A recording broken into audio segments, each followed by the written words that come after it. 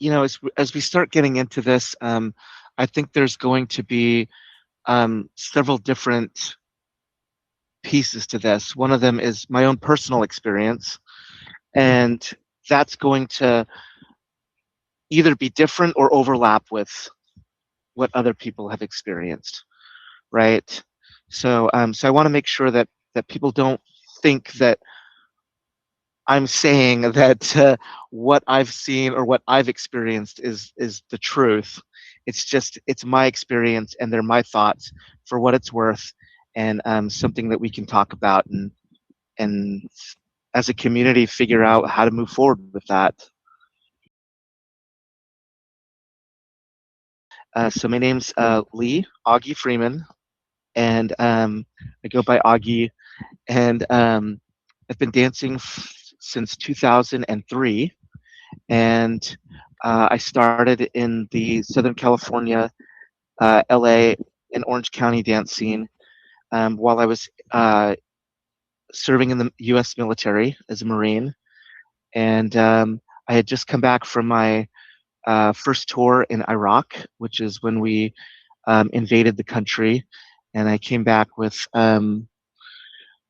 PTSD, and that's when I started dancing. Then I had to go back over again, and then when I came back, I experienced several things in the dance scene. We'll get into that. Um, but since then, I've fallen in love with the dance. I love everything about it. I love the music. I love the community. I love the people.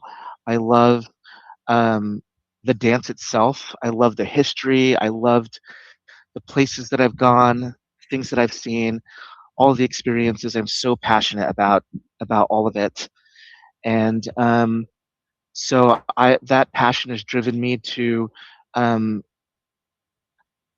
learn as much as I possibly can, share as much as I possibly can, and that's led me to become a an instructor. Um, and it's led me to become a competitor. It's led me to become a judge sometimes.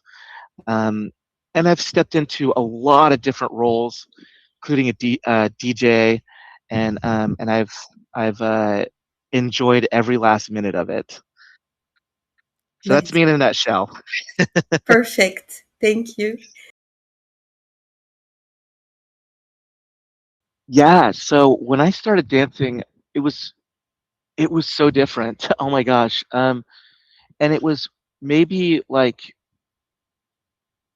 an infant of what it is today, because there were a few Balboa events in the US. I think there was All Balboa Weekend was brand new.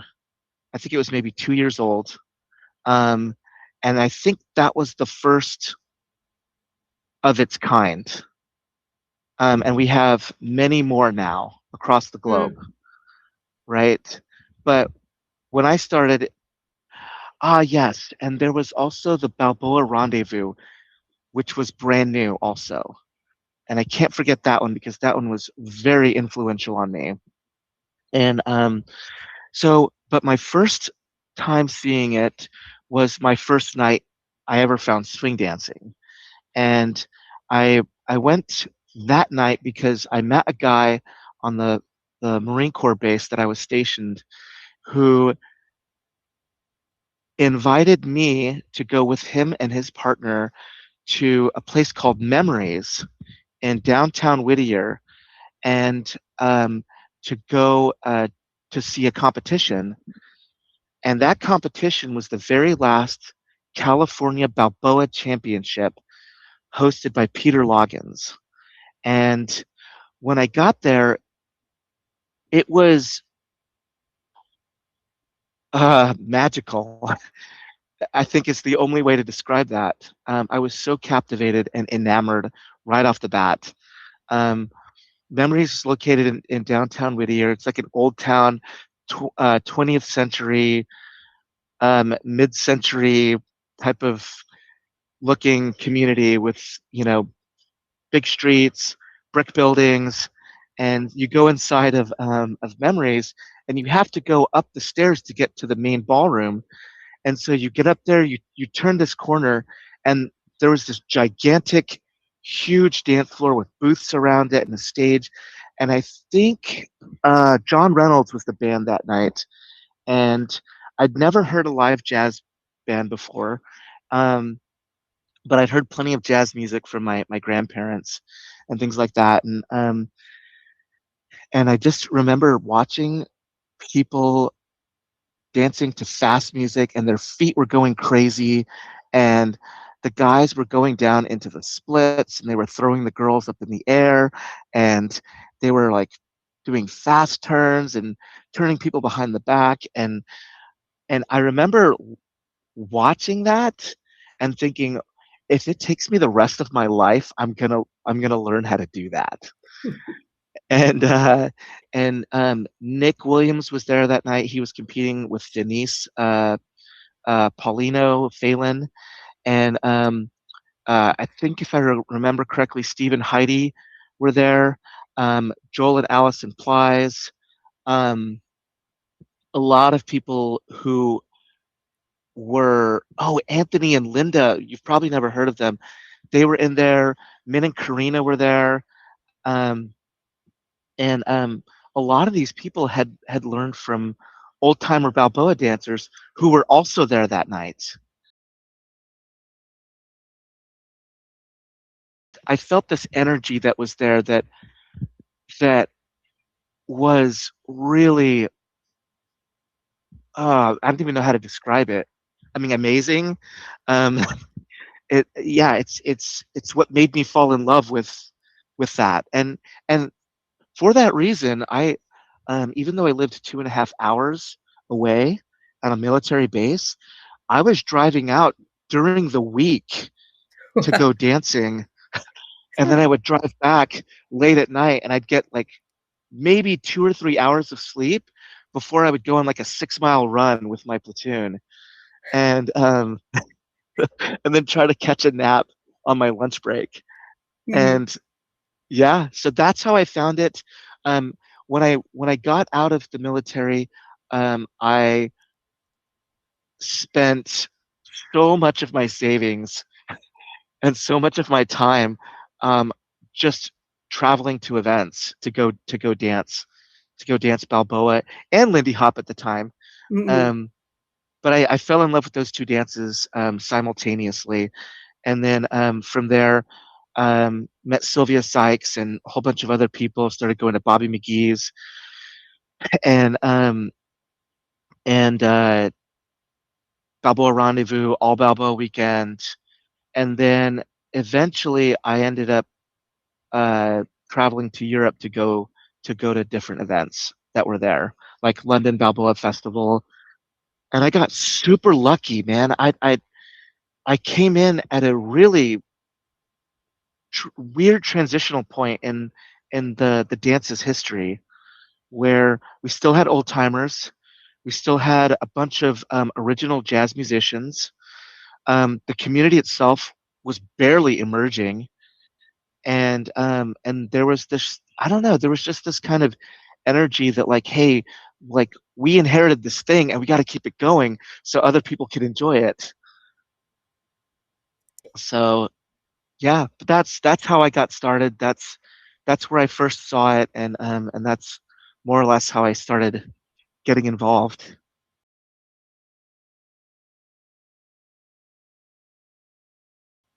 Not really, actually. Yeah, it was weird. And granted, part of that is my personality, I think.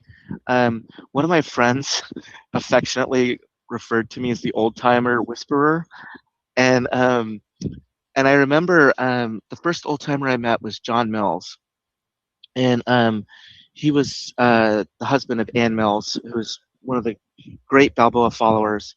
And I met him because I was walking through the door of Bobby McGee's. It was my first time there, and he literally stopped me as I was walking through the door, and he was just like, "Hey, young man, can I ask you a question?" And I was thinking, "Oh my gosh, you're John Mills." And he said to me, "Did you know that Seabiscuit was a cheater?" And for those that don't know, Seabiscuit was like a famous racehorse. Okay. Um, I didn't know. And there was a movie made about that horse, and he proceeded to tell me about how Seabiscuit was on steroids and all these other things, and I was just thinking, this is hilarious. I'm talking to John Mills right now, like one of the legends of Balboa, and he's telling me about racehorses. Mm, And I thought it was a really cool moment. I went in there. The old timers were not a monolith. They all had their own personalities. They were all really different. Um, Many of them were very, very friendly and warm with me. Um, Especially this one guy named Ernie Rubin, who was good friends growing up with Maxie Dorf and Lolly Weiss, and they would go and take. I think it was Maxie's mother's car. I can't remember who whose mother was a nurse at night, and they would take her car out. Um, and he had all these really really funny stories um, for me, and I remember um, I really connected with a lot of the old timers on being a veteran, because a lot of them were World War II veterans, mm, um, including Willie Desthoff, who I had a short but unique relationship with him. He passed away, I think, within 2 years of me meeting him, and then I became dear friends with Marge Takier. mm, Um, I'm going to get a little emotional because I spent a lot of time with her in her last year of life, and she just was so generous with me, and she showed me how to do Hal's role. She showed me how to do their version of the fall off the logs, and she took me under her wing, mm, and I feel really grateful for that. And So I know not everybody had that experience, but for me, like, the old timers weren't like this flickering picture on a box. They were real people with real stories. They were people I cared about, that I grew to care about. Some of them who were unapproachable at the beginning became people that I loved running into and talking to. Some of them I danced with, and so it was really special for me. And I think those are, when I talk about them and I think about them, um, I think about how they what they did for me and what they brought to this community, what they passed on.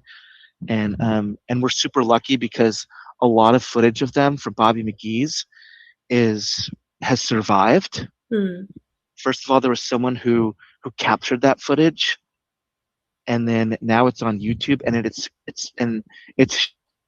shareable. Anyone can access it anytime they want to.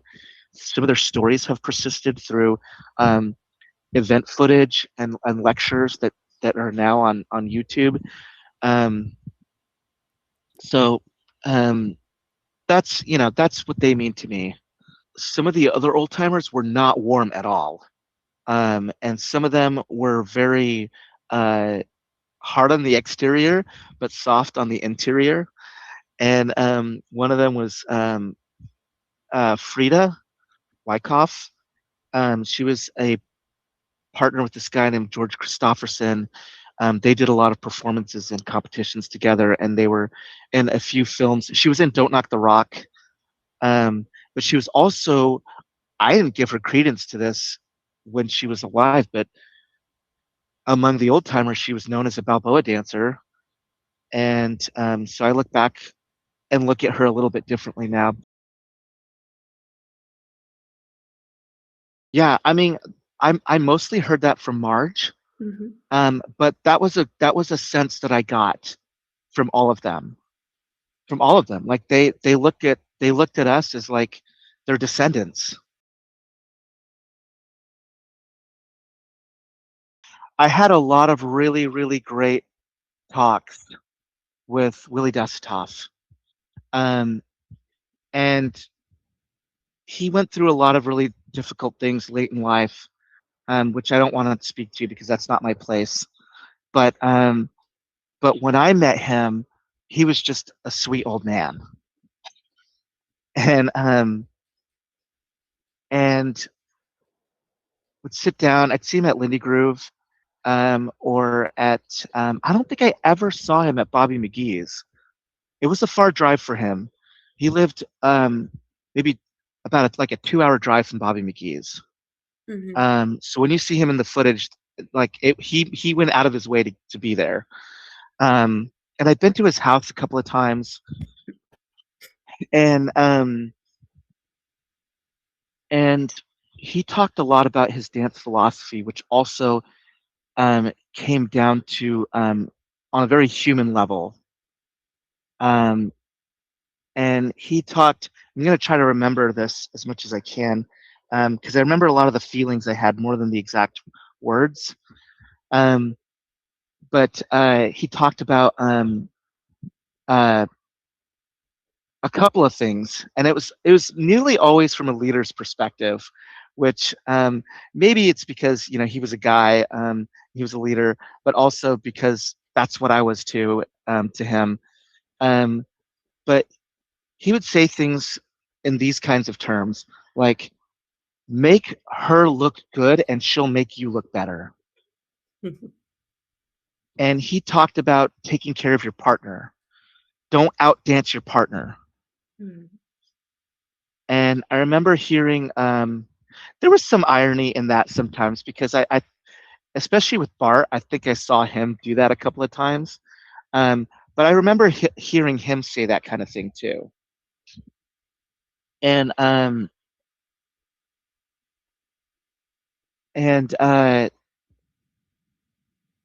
there was a humility aspect to a humbleness to many of them that I talked to. Like I remember talking to Marge, and I said, and this was like when she was near the end, and I said, Marge, I just want you to know how grateful I am, and a lot of people are, for the things that you've passed on to us, and the all the things that you did for us, and she was just like, and she was really humble about it. She was just like, oh, I didn't do anything. I was just trying to have fun. And it's like, no, you were having fun, but you also gave a lot. Do you think And she was aware in her deep self or of she what she was, gave? yeah. Yeah. Yeah. She absolutely was. Mm. Yeah. And I think a part of that from a lot of the old timers was they were just happy to see that like the kids, that the newer generation of after that came after them not only found this thing but fell in love with it. They were blown away. Um, a lot of them like, and this is also what I mean by passed down through people. They were they were convinced that when they died, it was going to be gone. There would Mm. be no more Balboa.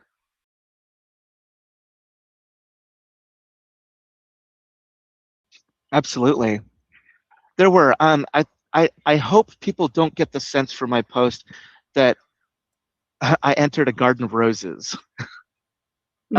Um, because it wasn't like that. And in fact, I think the thing that I hope people connect on is that there were times where I felt like walking away too, where I felt like saying, do I want to keep going with this?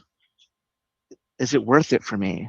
Um, I mean, it's one thing like for competition stuff. I think I've had some glory days that I really think back with fondness, but it was hard to get there, Mm. and it was really hard, in fact. And there were times where I felt like quitting, and then there were also people in the scene that I saw that were nasty. Um, so there were both two things happening at the same time, right? My love, my passion for it, my enthusiasm, the people who were good to me, who were kind to me, who brought me in, who included me, who who lifted me up, who gave me opportunities. And then there were people who were not nice, and who, at times made me feel like I don't belong.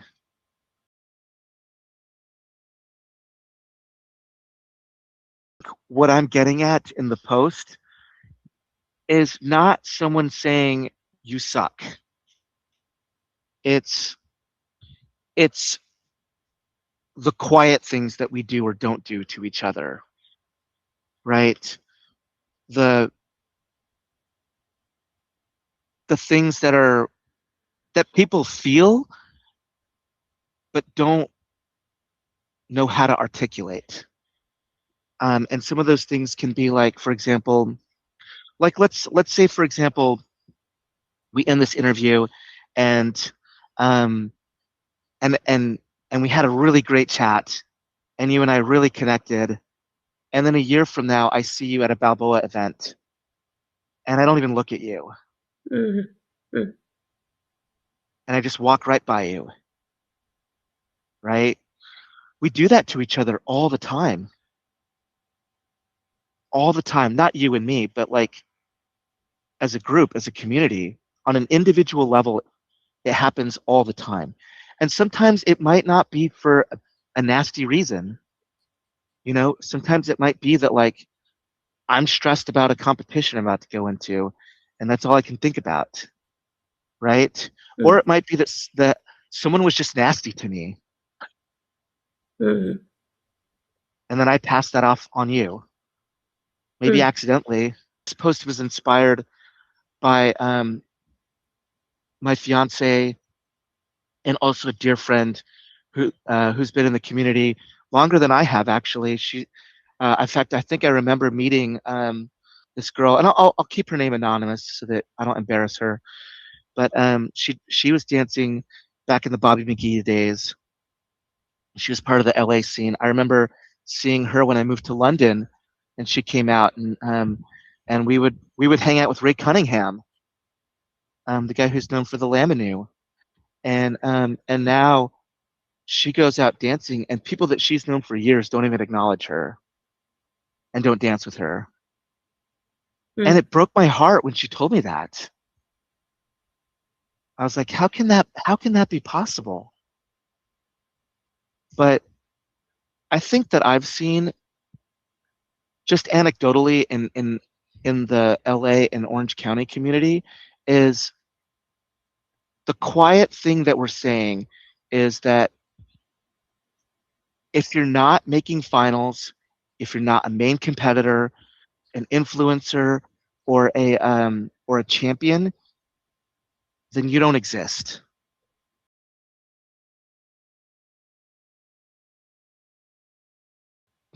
Yeah, and this isn't just about me.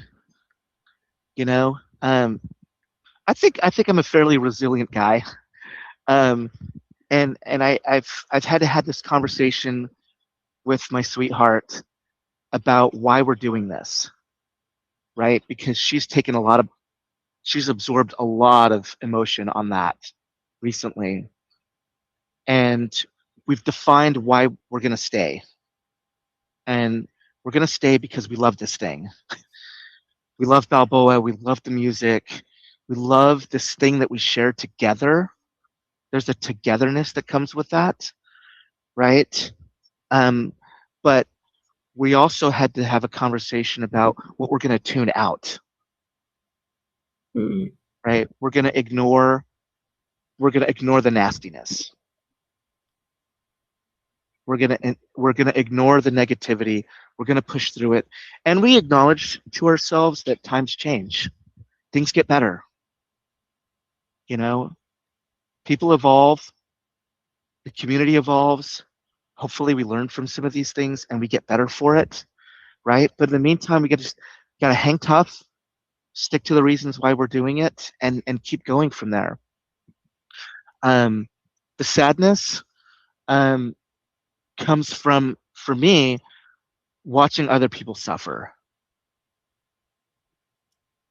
Mm. It's really, it's a very difficult thing for me to see that. And I think part of the sadness too comes from knowing that we can be better than that, and we ought to be, and we'll all be happier Yeah. and more content.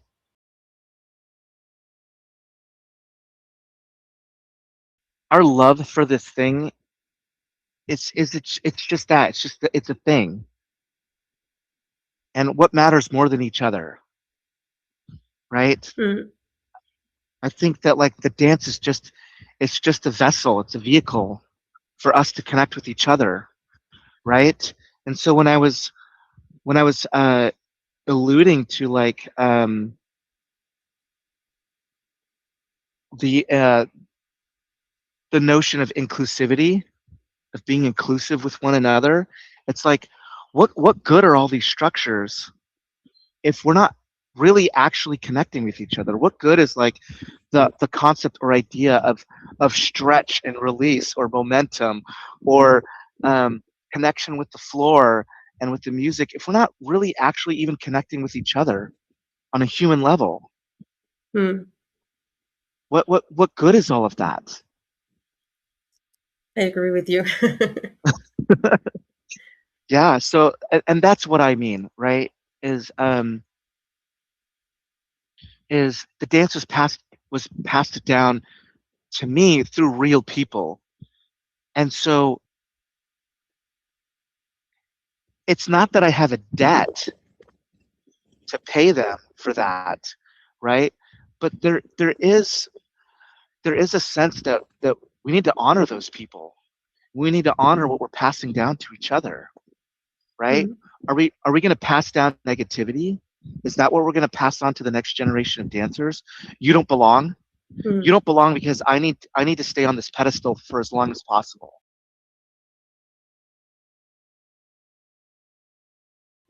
You know, I got to experience a lot of warmth and love through this community, a lot.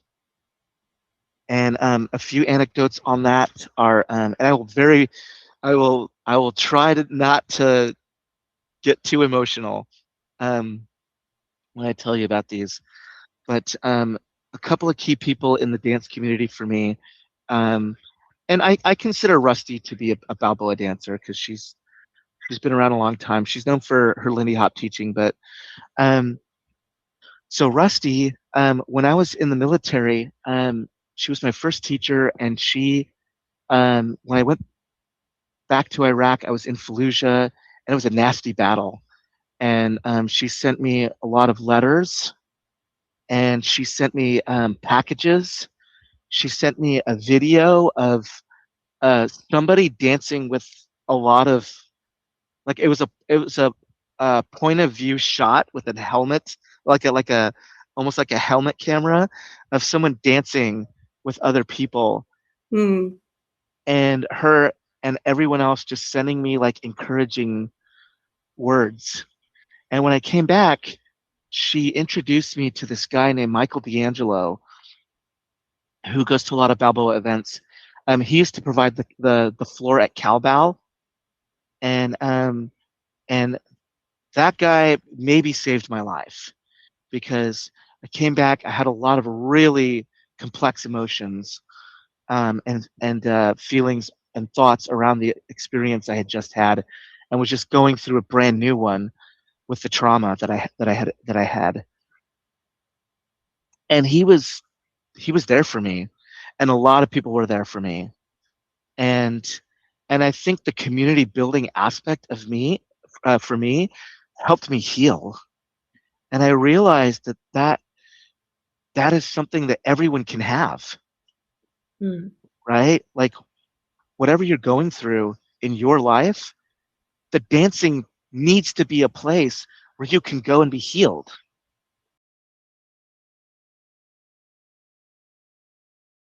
Yeah, and that's the thing, is like, you know, if we only see people like for what they can offer us, um, in the dancing, like, oh, I get to dance with a pro, right? Or oh, I get to dance with this person that was in the finals.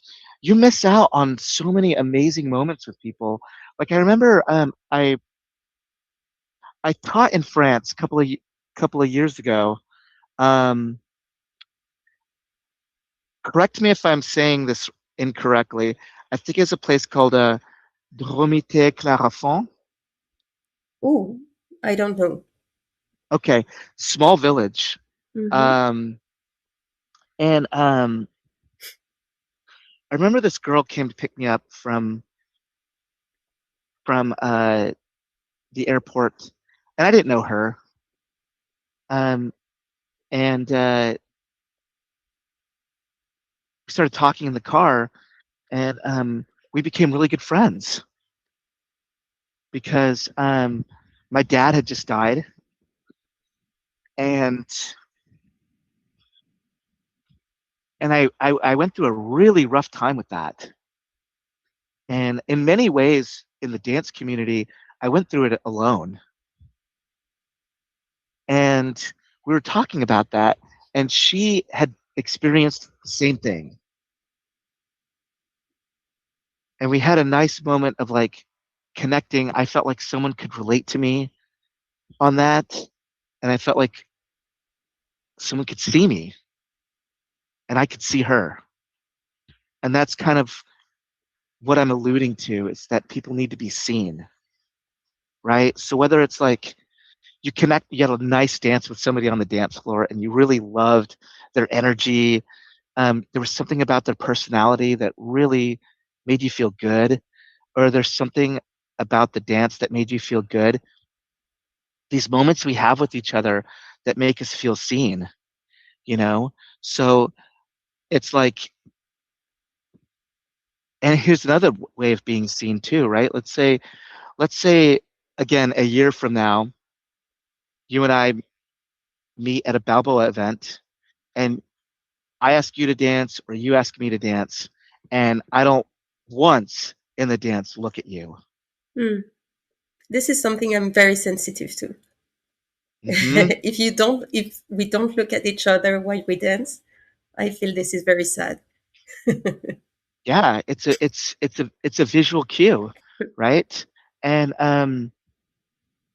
I see that all the time, and my fiance experiences that all the time, particularly with higher level competitors who are trying to prove themselves. Mm, It's like if you're gonna dance with somebody, dance with them, mm, right? Be yes. engaged with them. If it's gonna really be a conversation, let it be a conversation. Let it be a warm conversation. Let it be something that where you get to know that person. Because I can tell you this, I can watch people from across the room. I can watch them dancing, and I can tell a lot, either about what kind of day they had or about who they are.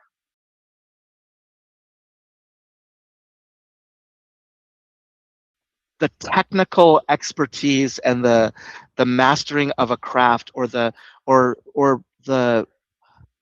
belonging in a cadre of competitors is more important than the humanity that comes with being a part of a group of people. Mm, yeah. And And I don't say that accusationally. I merely say that I feel like I'm seeing that.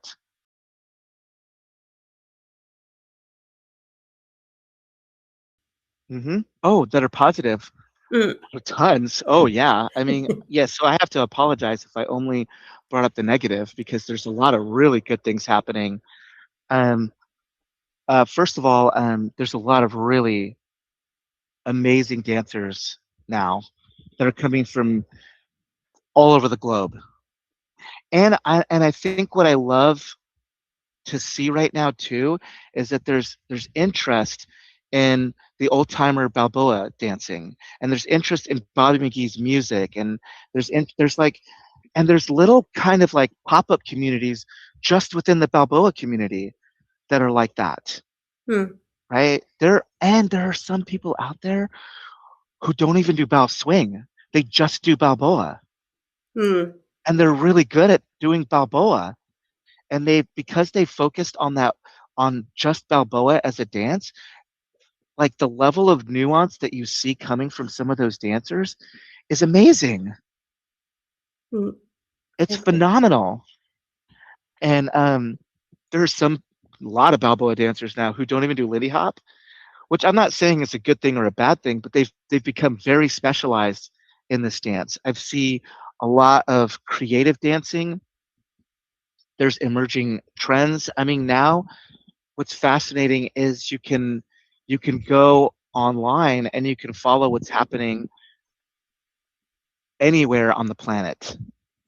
And there's even live casts. Like if I can't go to Calbow, I can catch the live cast and see what what's happening in the competition space.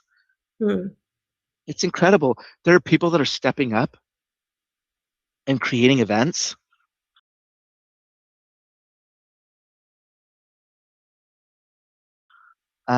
I think a lot of unsung heroes in the dance community, in the Balboa community, are the organizers, are the people who are like, I'm going to take what I'm good at and give it to the community by starting an event. Because most of the event organizers I've talked to, they're not getting rich. yeah. They're not. They're doing it because they want to create a space where people can come together and share their love for this thing and make friends, lifelong friendships, dear friendships, um, build beautiful memories together. Like they're doing that. They're making that happen. Mm. Advocating for the good cause we were Uh, mentioning before. Yeah. huh. Yeah. Yeah, they're doing those things, and oftentimes, I mean, beyond I guess the little bit money they scrape out of that, um, it's largely kind of invisible work they're doing. Mm, They're not getting the glory. They're not the ones that are standing up on the podium with the trophies and then having like all the students asking them to dance. Like mm. they're not enjoying that, right? Yeah. They get the quiet satisfaction that they created something beautiful for a lot of people. And I see a lot of and I've seen this over the years too. I see a lot of and I want to call these people out too. People who are like rock star social dancers but are not competitors. The people that nobody knows about until you dance with them. Mm, mm, And that's one of the people that I'm talking about. One of that long friend that I've known her for over 20 years now. She knew me as a beginner, and she's just a phenomenal Balboa dancer. She's so comfortable. You want to talk about that, like that concept of melt? She has it. mm, And there have been tons of other dancers I've met over the years. Some of them were even great friends with a lot of the old timers. Who danced a lot with the old timers. Some of them were even favorites of the old timers to dance with, and nobody knows them. But they bring a lot of beauty to the community too. Um, and then there's also like Sylvia Sykes. Like she went out of her way to make this. She committed her life to passing this on and building a global community around it.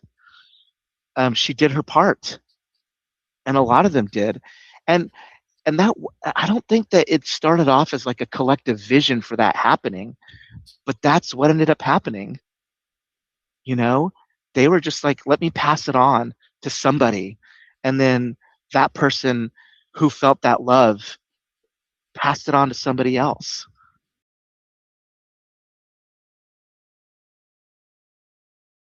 Oh, I'm very opinionated on that.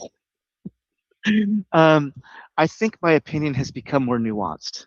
So I agree that yes, the dance is alive and We need to build on top of it. But here's the but part for me, Mhm. or the and. We also need to understand what foundation it was built on, Yeah. right? And there's a guy who he's the Lindy Hopper named Jamin Jackson, who helped me articulate that, right? Um, yes, but we can't just take from this dance. We have to give back to it, right? And we have to honor the foundation it was built on, right? We have to be familiar with it. And I'm not saying that means you have to go out and watch a bunch of Bobby McGee clips, right? I love doing that. But I get that's not what everybody's thing is. But that said, I think a lot of the organizers and a lot of the teachers are doing a pretty good job at this. Is being able to say, "Hey, here's who the original dancers were. Here's where this step came from. Um, Here we're going to do our version of this step in this class today, but we want you to learn the original one first, so you can understand what it was built on."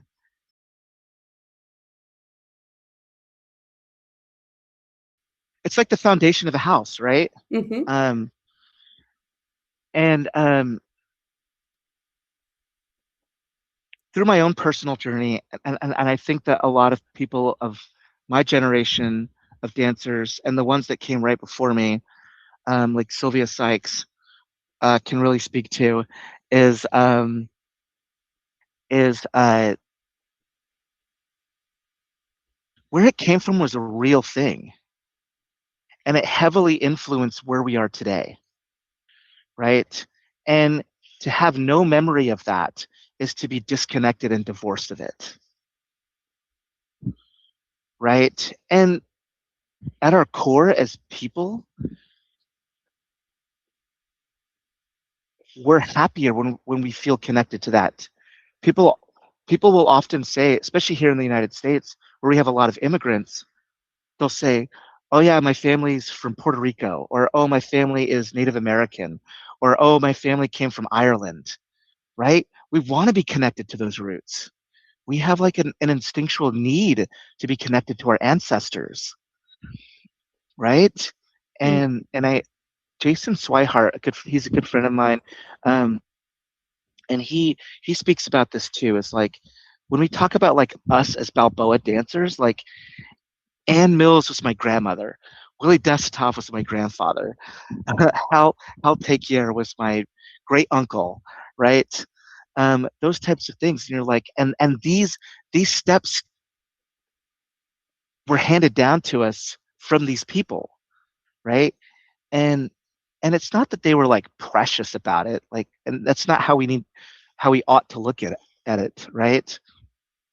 Mm. We ought to look at it as like, hey, this dance came from somewhere, Yeah. and and we're going to be more enriched in our experience and in what our artistry looks like when we are connected to that, Yeah. right?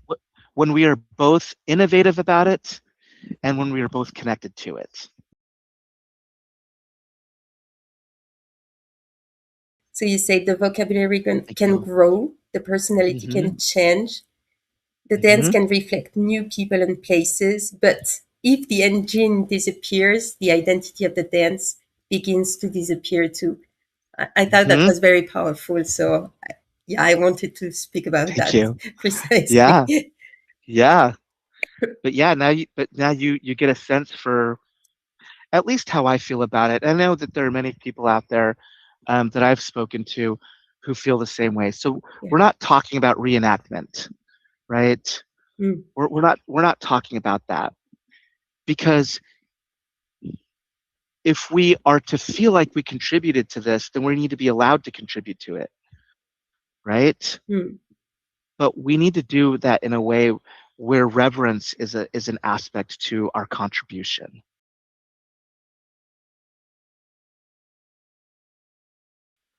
then we have to return to our values on that. And I think those are some of the things we're speaking to, right? mm, Is swing rhythm, right? Dancing to swing music, right? Or jazz music. I'll dance to a Dixieland band too, right? I mean, I don't want to go too far into that, but and then there's I can't recall all the other points I had in there. Can you refresh my memory? mm. About the engine, Yeah. yeah, there was the partnership, the the ability to dance small. You mentioned Uh-huh. this is Yep. something. Yeah, the subtlety. Yeah. Oh yeah. And yeah, the subtlety and it's interesting because the more I started working on those things, and granted I still am actually, um the more um the more I started feeling like I was starting to understand what the old timers talked about when they said you have to have the feel. And I remember Marge saying this. She said, if you don't have the feel, then you'll never do it well. Mm, And a lot of that is like the way we move our feet, right? The way we move our bodies, the way we groove to the music, right? Are we dancing to the rhythm section of the music? Was another one, mm, right? Because I see right now a lot of new things emerging that I want to be careful about criticizing because some of them are really good, right?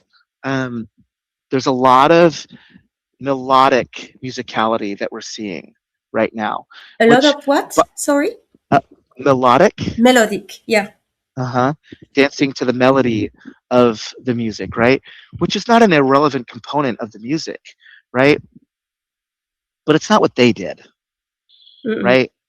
And again, I'm not saying you have to do exactly what the old timers did, but just knowing that and knowing where things came from, it means you can dance beyond what's a trend,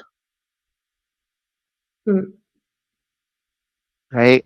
You can now you can start to be and people want more of this, right? To be more playful with it, right? Are you just doing what you hear the song doing, or are you going deeper than that? Are you dancing within the music where then you become a musician? That's part of the band. And then you invite your partner into that space where you start co-creating together as a member of the band that's playing that song that you're dancing to, mm. right? That's when it can feel really, really special and beautiful.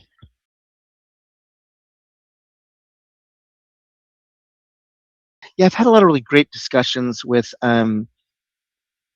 people who are really passionate about the engine, as we put it, of this dance. People like Corey and Susan Mankey Mm, come to mind. There's a dancer in Spain named Gloria um, Robles, I think is her last name, um, and uh, and we've had like several different discussions about like, um, and these are very nerdy conversations mm-hmm, about what it is to like to dance to swing music, right? And we've had this discussion in part because I'm from the California dance scene where we also have West Coast swing here, and that dance evolved as a new dance. Pretty much, it emerged right when I started dancing, started becoming its own thing, right? And they're not swing dancing because they're not dancing to swing music. They're not swinging their rhythm, right? It's very straight. So dancing to the music is a very huge part of what we're doing, right? And there's a difference between dancing in time with the music and dancing in rhythm with the music, right? And that's part of the feel. So we should never lose the feel of the dance. Um, and I get that like a lot of people are like there have been trying to noodle on what that definition is of the feel. But one thing is for sure, it needs to remain a feel dance, mm, a dance that is about the feel, which is why when we got into the conversation about like how we make others feel, that translates directly into how the dance is going to feel.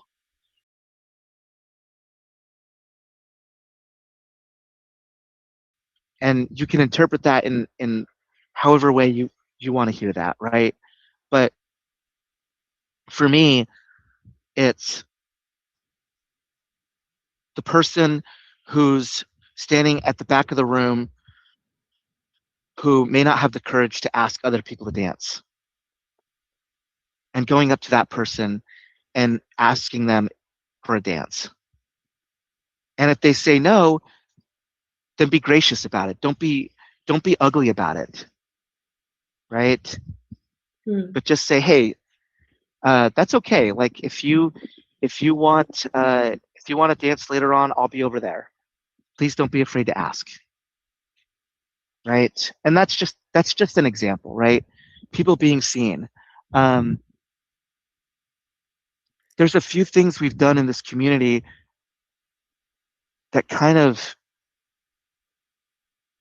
bother me. And I don't want to call any one person out on this, but there have been times where a friend of ours has passed away and nobody talks about it. mm, And we're talking about a dancer, a fellow dancer. And and it's like, man, what what do I mean to people that I know in this community?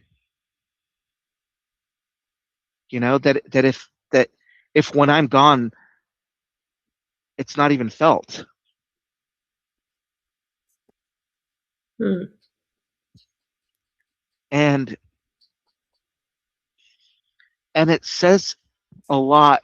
I th- I think it speaks a lot to me about what I'm seeing a lot of times. Is like this thing matters more than the people in it.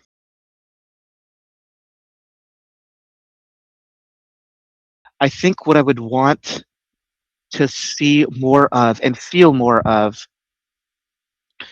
is if people approach this community by asking themselves, what can I give? What can I bring to this community that's going to make community of people that's going to make it beautiful?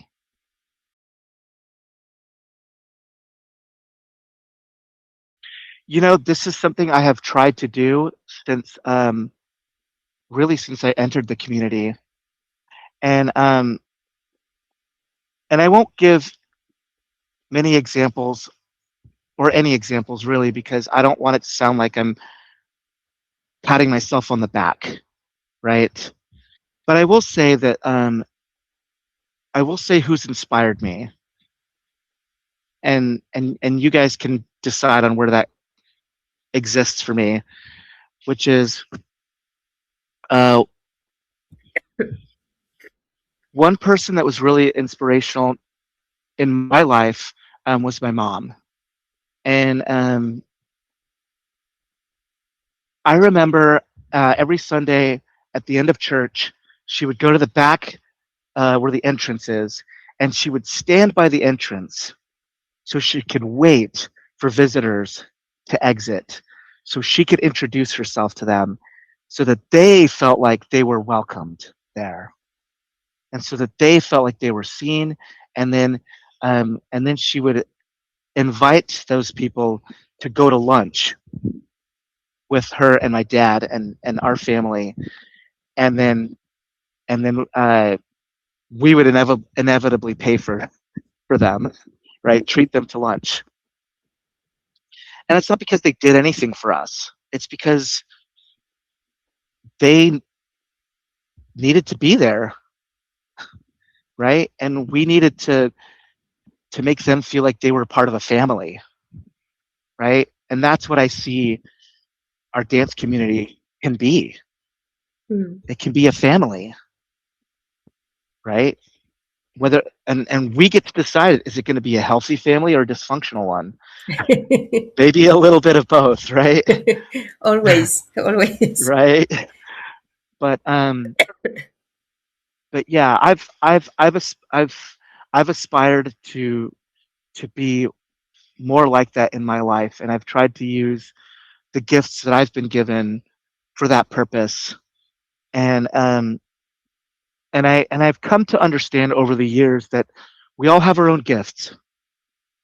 You know, I'm I'm extremely outgoing. Um, I'm someone who does have the courage to see that person that nobody wants to dance with and go over and ask them to dance. Um, I have that in me. I get it that not everybody has that. So without being prescriptive, I'm just saying we all know what our gifts are, right? And what we bring to humanity. And sometimes we have to push ourselves a little bit, Mm. right? Yeah. Sometimes we have to get outside of our comfort zone. We have to take a risk, and that's scary. And sometimes we get rejected, Mm. and it comes with the territory, right? Um, but over the years, I hope I've lived those values that I am now trying to hoping to see more of, Mm. you know, and I'm hoping to see, and I'm not blind. I see a lot of the values that many people bring to this community, right?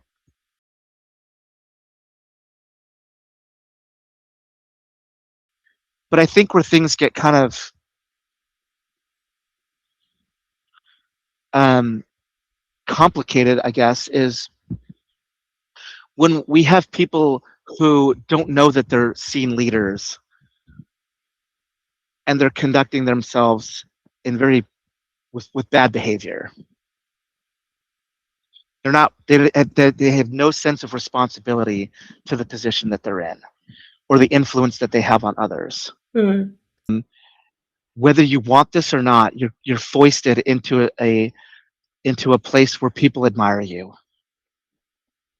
and people respect you for the thing that you're doing and for the contributions that you bring to the table. And again, I don't want to be prescriptive about this because I feel like people can and should make their own decisions around that, what works for them. But I think the first thing is to acknowledge that you're in that position and respect it and be respectful of those people who's because now you're you know so to speak, you're no longer a private citizen, you're a public figure, Mm. right? Anonymity is no longer a choice for you. And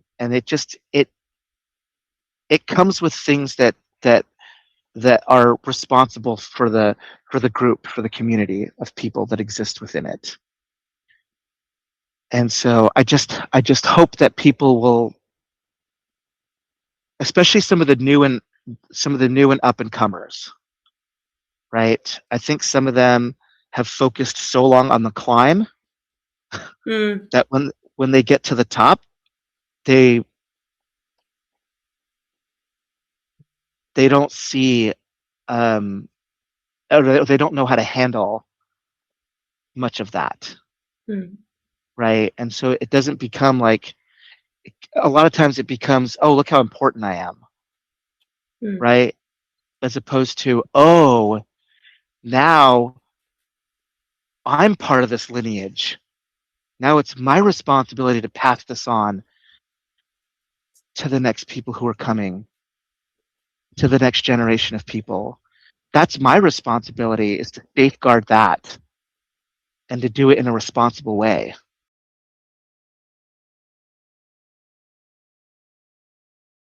being a good steward Yeah. of that. of that which you have inherited, because that's literally what we did. You know, none of us own this. Mm. It was given to us. It was gifted to us, Yeah. and it's a beautiful, beautiful thing that we've been gifted. It is.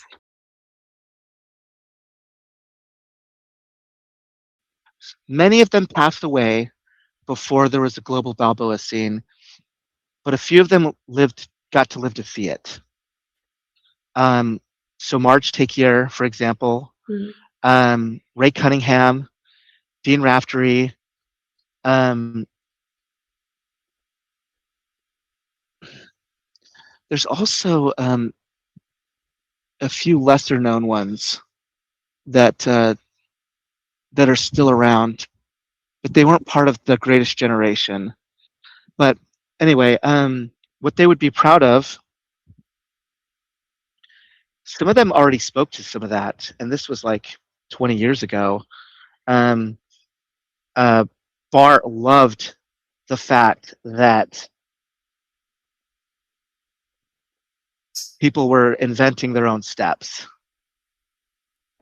He got a big kick out of that. He was really happy to see that, and in fact, it impressed him. He was just like, "Wow, they're not just copying what we did; they're actually like being creative with it." And and I think another thing they would be proud of, and this is probably Ann Mills speaking. Ann Mills talked a lot about um, followers contributing to the dance, the follower contribution. She was just like, "We're not a post for the guys to dance around," Mm. and she advocated for follower thinking, follower creation, follower contributions, and she spoke of it. She spoke of those things in those terms, and I know for sure that she would be really captivated with what she's seeing from a lot of the followers today. Um, where I think they would be critical is, and I'll put it that way, because they were they were critical to us to our faces actually. um, I want you to I ma- speak about that after, but yeah. I managed to fly under that radar mostly, so to speak, but I saw a lot of it, and they would talk about it too, not just to people's faces, but I remember there was this one time where uh,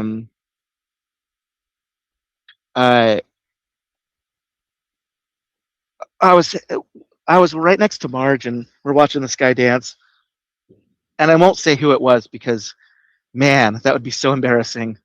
But um, Marge was watching this younger dancer dancing, and um, it was a little eccentric, but uh, Marge was very harsh about it, and she said, "We didn't dance like that in our day. We didn't we weren't clowning," is how she put it. Oh. Mm. And I heard that word a lot among old timers. Um, we didn't clown like that. That guy dances like a clown, um, or that person over there dances like a clown. And what they meant by that was overly eccentric dancing, Mm. right? Things that are overly big or overly showy. They valued a level of restraint in their dancing because restraint equaled control, and control was something that you admire, right? It's the ability to say, yeah, I can do that, but I'm going to pull this back because I have other values that are kicking in, like the feel of it, right? And not out dancing my partner. Um, and in any given room that you walk into where people are doing Balboa, you'll see both today. Mm. You'll see all the things that they're proud of today, and you'll see all the thing the younger the kids making the same mistakes over and over and over again, Mm. right? um, and they're just at this one point in their journey, in their evolution, and they'll learn, but we have to keep that culture alive, Mm, right? Not by shaming each other, mm, but just by saying, hey, you know what? Like, I, I like what you're doing. I see what you're doing. Um, Here are some values that were passed down to me for what it's worth. You decide what to do with that.